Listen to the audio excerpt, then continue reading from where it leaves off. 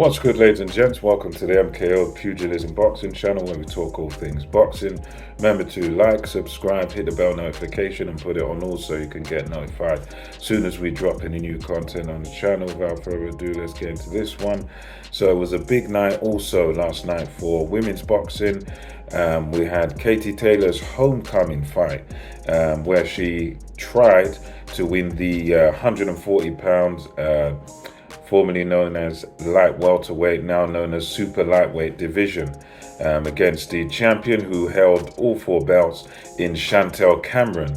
So it was a bit of an England versus Ireland affair, screaming fans for Katie Taylor, and it was all on the line. Not her own belts, the 125-pound belts, but she decided to step up because prior to this, it was supposed to be Amanda Serrano having a rematch with Katie Taylor. That didn't work out, so credit to Katie Taylor and of course Chantelle Cameron. They both took on huge challenges in each other, and going into this it was a question of Katie Taylor going up to a different weight division against a champion who is younger, bigger, stronger. So could Katie Taylor sort of roll back the years? Would she be able to deal with Chantelle Cameron and her, obviously, a few physical advantages there? And it turned out that Chantelle Cameron took it home on points unanimously.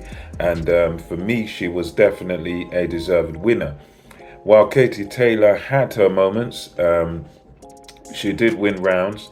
But overall, it was like similar sort of thing to the sort of Lomachenko and Lomachenko-Haney thing, where you had one fighter who was sort of on the front foot, dominating the action, dominating the pace.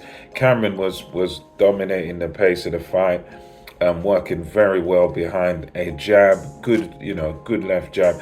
You could see clearly in this fight that there was a gap in speed.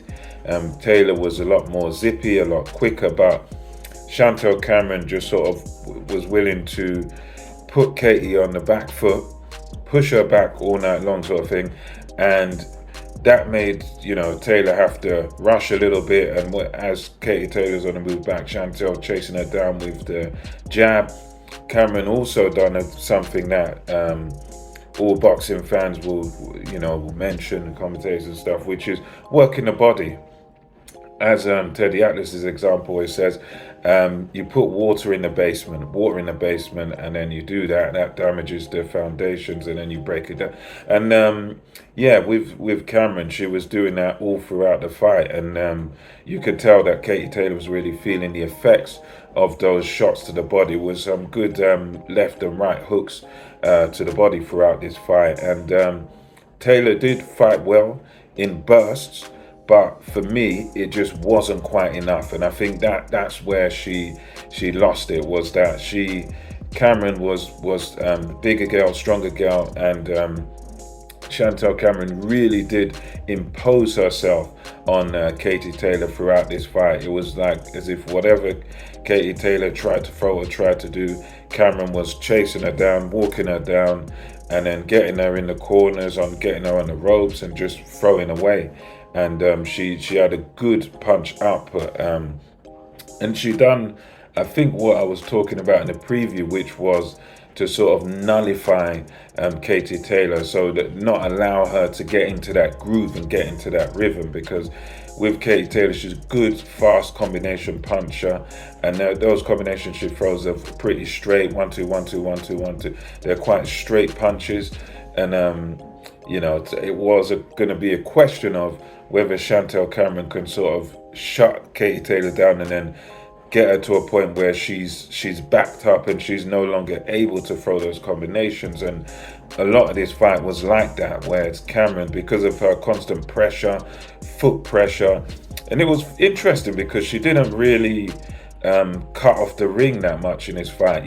She would push Katie Taylor back, but then she'd always leave that space on her right for an exit, and she didn't really cut off the ring so well, but the foot pressure was really effective. It made Katie Taylor tire a bit going down the stretch, and although she was having her pockets of success here and there, overall, it was sort of Chantelle Cameron who was having the most success. You could tell that she was the dominant one. She was the boss in this fight, and yeah, it was an overall good performance. And she was a very deserving winner. For me, there was no real controversy about who was the winner once the final bell rung.